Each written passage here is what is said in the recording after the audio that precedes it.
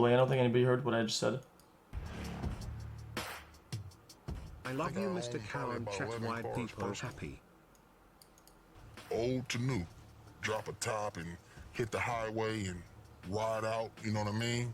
You and your lady. You get money on the level I get it, you can buy whatever you want. Let's go. Welcome to Chop Shop Underworld. I know what that is. One legit business in the daytime, and at night after hours, it's a chop shop.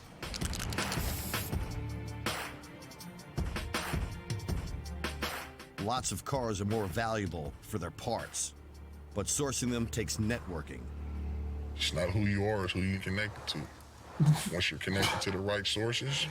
Chat, I feel like this mask part doesn't really cover his identity that much. I think you could probably recognize who it is, even with the mask on. Sparks works in Oakland, but deals in stolen cars from all over California. I request certain vehicles that are requested to me. I pass it along to my bottom feeders. Bring me my car. They bring me what I need.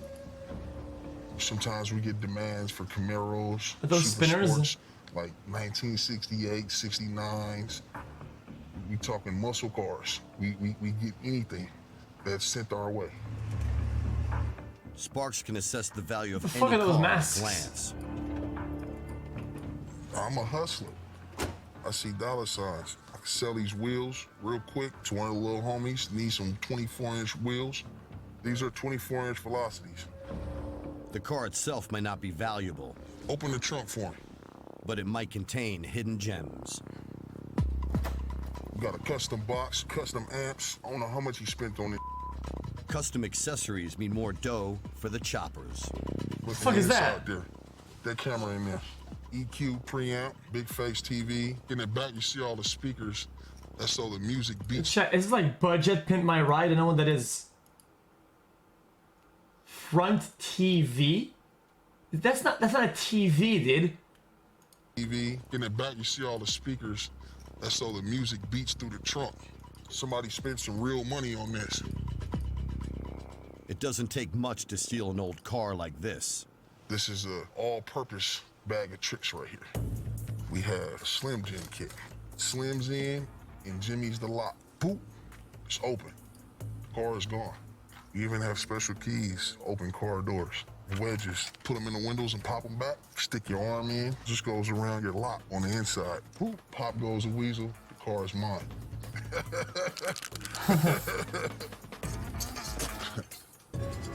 With this toolkit, I can get into a car and be gone in the car in 60 seconds. Just that fast. His eyes like bleeding, dude. Oh man, thanks, dude. I'll make sure to remember that. Ooh, that's kind of interesting. Okay. Also, I want to watch it. It looks pretty interesting. You know the green screen and blue screen. You know it becomes the mist-covered planet, deserted jump background for a ball, hacked athletics, panoramic waterfall, What happens when the imaginary planet is already there? The moment you step in the middle of the volume, Nice lag. you're just there. The volume is the epic-sounding name for the combination of high-resolution LED panels. Imagine awesome, huge TV screens wrapping around a stage. The physical set design matched to the panels, and 3D models plopped into an environment. Wait, that's crazy! In a video game. Then it can respond to camera movement to simulate the real world. Disney Plus's The Mandalorian, a live-action Star Wars TV show, used this technique. My name is Charmaine Chan, and I'm a lead compositor at Industrial Light and Magic. I've never seen this technology before.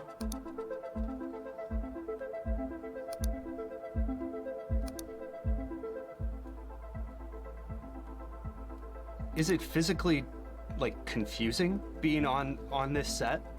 Oh, absolutely. I mean, the thing is, like, you're shooting all day, let's say, in the same exact scene. Dude, she's lagging. And, like, you're at that location. It doesn't feel like it's something fake. It just feels like an extension of a regular set stage. You know, you gotta be careful because there are times where people don't see where the end of the stage is and where the LEDs are. You can't Like even tell. Wile E. Coyote and Roadrunner situations where somebody's like running into the wall or something. Yeah, we definitely make sure that no one's running in that stage because of that reason. Charmaine is credited as part of the Brain Bar, the group of visual effects artists that operated Five-head. this system. One might adjust models, like a rock or a spaceship, in the panels, while another might tweak live animations, like a burning fire. Charmaine often adjusted color.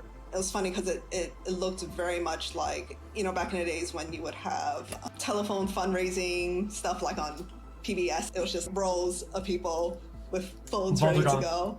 But instead of phones, we had computers and our walkies. As Mandalorian VFX supervisor Ian Milham tweeted, Wait, this looks crazy real, dude. Is it not? the set crew and Brain Bar operating the panels let them radically change environments in just a few hours or beyond set as they launched it into hyperspace. My normal working life is very much behind a computer in a dark room somewhere in the corner. Now I'm actually in there with the gaffer, with the prop designers, with the set designers, most people that we would never see because cool. we're in the post-production process. Man, this camera, It was dude. very exhilarating. But sets like this one weren't just fun for Charmaine. They helped to remove creative roadblocks. As a compositor, we're the ones who kind of take all the renders, take all the CG elements and put them together to make it look like it's a seamless integrated photo. So think of it as like advanced Photoshop, but we're dealing with moving imagery. Charmaine worked on this scene in The Last Jedi. We get this footage of Chat, Kylo. it's kind of hard for me to tell because I didn't watch the movie. I don't know if it actually feels real or feels better than green screen or feels better than a completely made up pure CGI stuff than that. Of Kylo in front of a green screen. If you're lucky, this green screen will be evenly lit with no seams and it's a piece of cake. Oh, that is green That's screen. never the scenario. Spending the time almost frame by frame, making sure we can remove that green screen so that we can put Kylo on top of that. Removing a green screen is actually still pretty hard. For one, it doesn't work with green characters. Yoda's green. Removing one solid color, or keying, can look good, but you still need detail Yeah, work. it's flickering See and how shit. these fine branches just disappear? The perspective of the background also doesn't naturally change. That has to be designed into the final composite. Ditching the green screen and projecting or playing the image behind the actors gets you closer, but not quite there. Faster prototyping.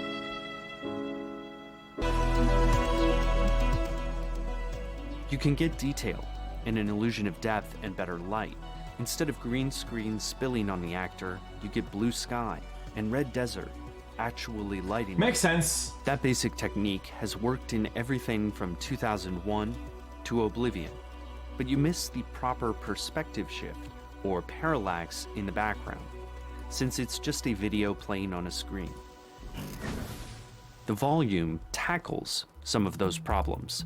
You can also adjust light and Yeah, objects it's on the fly. it's like a movie, and they're like filming the movie.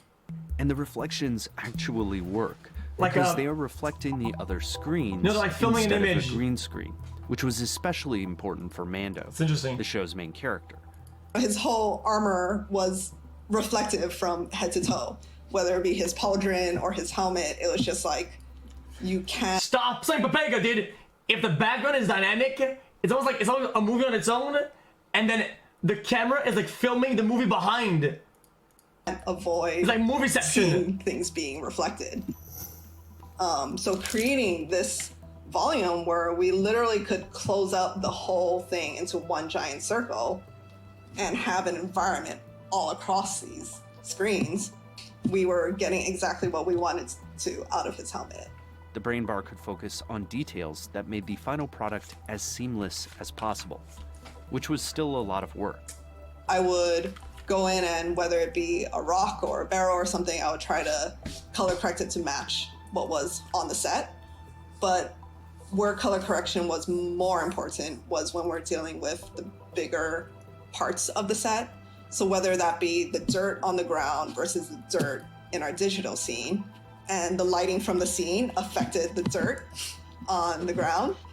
So then we would have to, like, because we had a blue sky and suddenly now there's all this blue on this rock, we would have to color correct the ground and the rock to also have just as much blue as the blue that we just Simply introduced. complicated. I know what she's liking. Before Like they started shooting, I would have 5 to 10 minutes to get that all I mean, chat. lined up The and camera she's using is like 12 FPS. ready to Literally. go.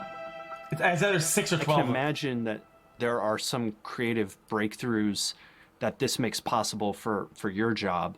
What would those be with this technology? I'll be honest, I would not be mad if I never have to do a green screen keying or extraction ever again. Why is it skip? Now I get to be a person It's a who's good video. I'm enjoying this. doing the shot, and I can help basically finalize a shot in camera. It just makes it a more cohesive filmmaking process. Is that a vocal And this fry? I don't think so, puts is it? us right in there next to everyone else who's creating these shows or films. Chat, I don't see the emote scoots in chat. I'll have to refresh.